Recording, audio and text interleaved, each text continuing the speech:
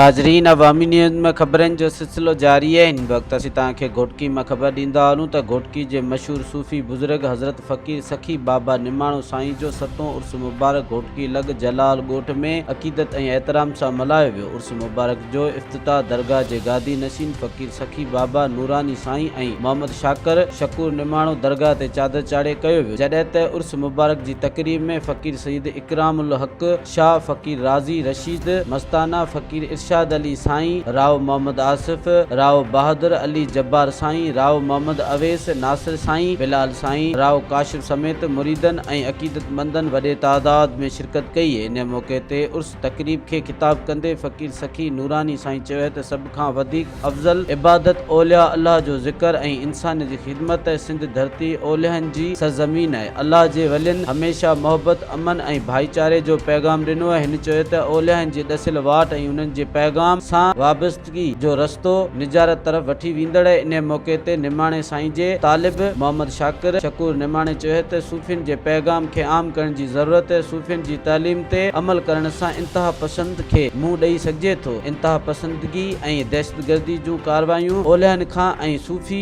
अज़म खां दूर जो नतीजो है। दुनिया खे अमन जो घेरो बणाइण लाइ सूफ़ियुनि जी तालीमात खे आम करण जी ज़रूरत है। इन मौके ते मशहूर फनकार यामीन घोटो, लाल बख्श, बख्तावर, वाहिद बख्श समेत ॿियनि सूफ़ी कलाम ॻाए उर्स तक़रीब में शरीक माण्हुनि मथां वजतारी करे छॾी। उर्स जे आख़िर में मुल्क जी सलामती ऐं अमन खुशहाली लाइ पिण दुआऊं घुरी वयूं। मज़ीद खबरों और तफसीलात के लिए विजिट करें हमारी वेबसाइट www.awamiNewsHD.com।